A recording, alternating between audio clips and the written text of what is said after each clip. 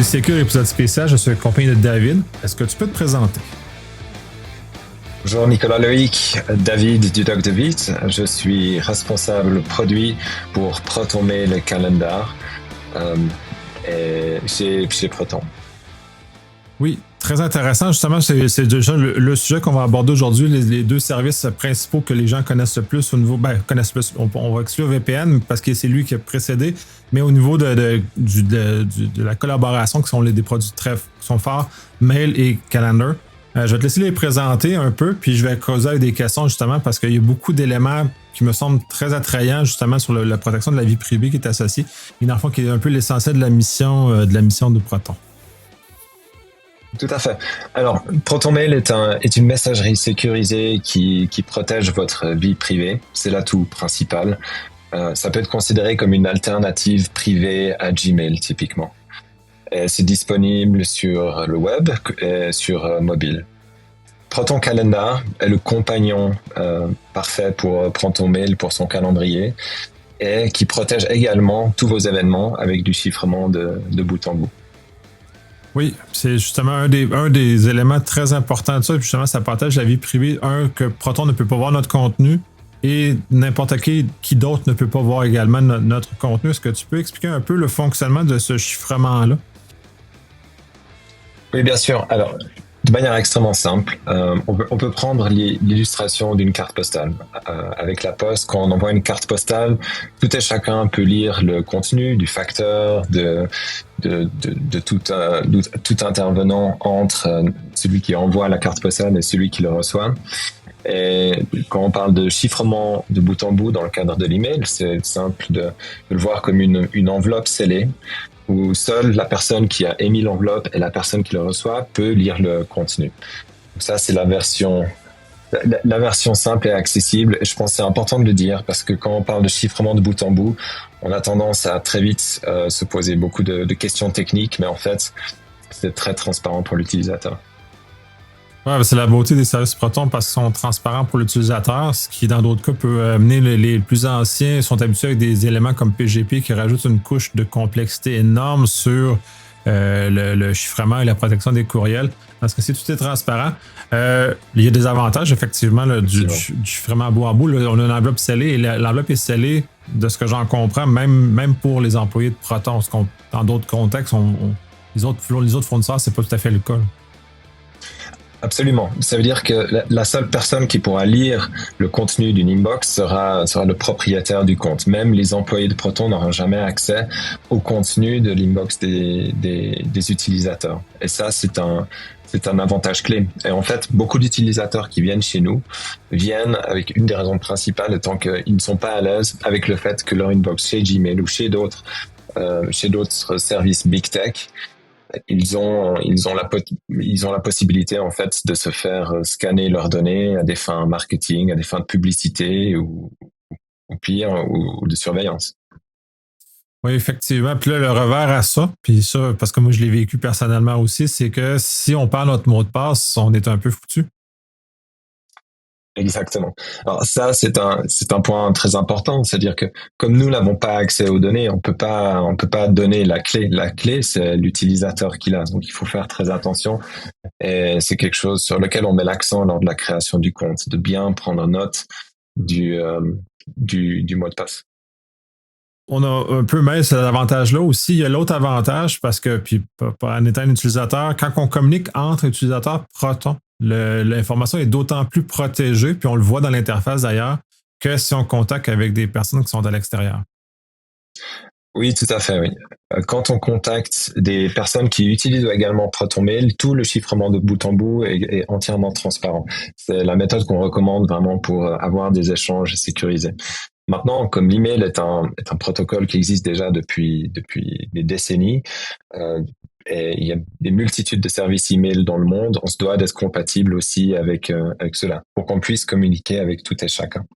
Et la chose qui est intéressante, c'est qu'avec ProtonMail, on peut également communiquer de bout en bout avec le chiffrement de bout en bout avec ces autres services, notamment avec la protection par mot de passe de ces emails. Tout à fait. C'est un avantage important. Il y a un petit aussi, on peut rajouter pour ceux qui sont dans de la vieille, parce que j'ai fait mentionner la PGP plus tôt.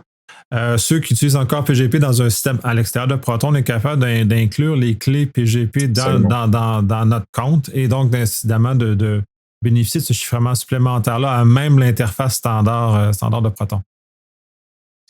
Effectivement. Initialement, Proton était basé sur le protocole PGP a évolué avec ce standard en tête et c'est possible de l'utiliser. Donc, pour les personnes qui utilisent le PGP et qui sont familières avec cette technologie, c'est tout à fait possible d'utiliser. Et c'est un des différenciateurs. Pas tous les services de messagerie chiffrée aujourd'hui offrent cette compatibilité. De façon intégrée et facile d'utilisation, c'est un point majeur sur justement inciter ou faciliter le fait que les gens l'utilisent davantage au lieu d'être une exception puis de ramener plus loin. Basculons à Calendar, qui est un produit plus nouveau chez Proton, qui a été élaboré et j'ai lu les articles blog qui décrivent en profondeur toute la réflexion de sécurité qui est associée parce que c'est pas simple protéger un calendrier dans sa forme simple qui sert juste à nous autres de savoir, mais quand on commence à envoyer des invitations, et maintenant, ce qui est plus récent, ce qui est capable d'avoir des calendriers collaboratifs, il y a des défis associés à ça. Je vais essayer de présenter le produit, puis on va descendre ensuite dans les différentes fonctions. Tout à fait. Alors, Proton Calendar est un calendrier disponible sur le web et sur application mobile pour pouvoir se rappeler d'événements, envoyer des invitations pour des meetings avec des collègues. Et tout ça se fait avec du chiffrement de bout en bout. Et ce que tu dis est vrai. C'est un vrai challenge aujourd'hui d'avoir la technologie de chiffrement de bout en bout dans le cadre d'un calendrier. Une complexité qui est très élevée, mais cependant qui est cachée de l'utilisateur. Et pour nous, c'est tout le défi et la beauté du challenge qu'on a chez Proton, c'est d'offrir des services qui sont très simples d'utilisation, mais où la complexité technologique de tout ce qui est protection des données privées n'est pas exposée aux utilisateurs. Donc aujourd'hui, c'est possible d'utiliser Proton Calendar pour envoyer des invitations à tout et chacun avec d'autres services, que ce soit chez Proton ou ailleurs, et d'offrir cette compatibilité, cette facilité d'utilisation. Oui, tout à fait. Puis là, dans la fonction plus récente, justement, du partage de calendrier, est-ce que tu peux aborder un peu? Parce que pour moi, j'ai vu un certain défi technologique, mais juste un peu de l'aborder, voir comment ça fonctionne, puis aider à comprendre comment nos informations demeurent protégées, même si on est dans un modèle collaboratif. D'accord. Alors, je suis pas la meilleure personne pour parler de tous les détails techniques du chiffrement de bout en bout pour Proton Calendar. Nous avons des équipes qui sont très spécialisées là-dedans. Maintenant, c'est le partage de calendrier est quelque chose de très important. C'est une demande de nos utilisateurs. Quand ils viennent chez nous, ils veulent pouvoir partager leur calendrier avec, par exemple, leurs partenaires ou avec leur famille ou des collègues. Et ça doit être possible avec qu'ils soient chez Proton ou qu'ils soient aussi chez Google Calendar, chez Outlook. Donc, pouvoir apporter ce partage de calendrier nous a pris de nombreux mois à élaborer de manière sécurisée. Oui, absolument, parce qu'il y a un défi très important à ça. Ça fait le tour pour les questions que j'ai pour les produits. On a oublié de parler de Proton, puis pourquoi elle est située en Suisse, entre autres. Tout le volet plus général, là, si tu peux aborder un peu.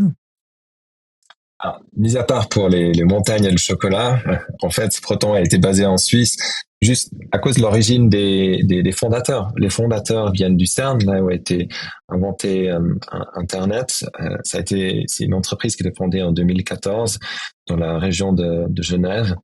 Et on est resté là depuis. Une des raisons très fortes aussi de rester en Suisse, c'est le cadre légal qui est très bon pour la protection des données utilisateurs, ce qui n'est pas le cas par exemple aux États-Unis. Absolument, ça a été largement testé. Ça a été testé à quelques occasions, justement, ce cadre légal de protection-là. Est-ce que tu as de l'information spécifique ou c'est un peu hors portée pour toi? Alors, de manière générale, on respecte toujours le processus judiciaire. Comme toute entreprise, on se doit d'opérer dans le cadre légal. Et c'est pour ça que ce cadre légal suisse, en fait, est très important. Donc, si une autorité externe veut obtenir des informations et nous contacte directement, notre réponse est très souvent non, il faut passer par le processus judiciaire approprié, en l'occurrence le processus suisse. C'est très pertinent. Il est peu, parce que la plupart des gens sont habitués au fonctionnement du système judiciaire américain, parce qu'il est largement publicisé à travers les films, à travers tout, fait qu'on a tendance puis même en Europe, ça commence à avoir contaminé la perception des Européens sur comment fonctionne le système judiciaire. Est-ce que tu peux détailler un peu justement ce processus-là qui nous amène, puis qui probablement qui est un peu différent du système américain, là? Alors, les détails concrètement, je saurais pas te dire exactement. On a une équipe légale qui est là à disposition et qui fait très attention à toutes ces demandes, qui analyse chacune des demandes pour s'assurer qu'elles respectent le bon processus. On a une adresse de contact aussi. S'il y a des demandes, s'il y a des enquêtes criminelles en cours où l'équipe peut être contactée, mais cette équipe ne fournira jamais des informations au-delà de si ça dépasse le processus judiciaire.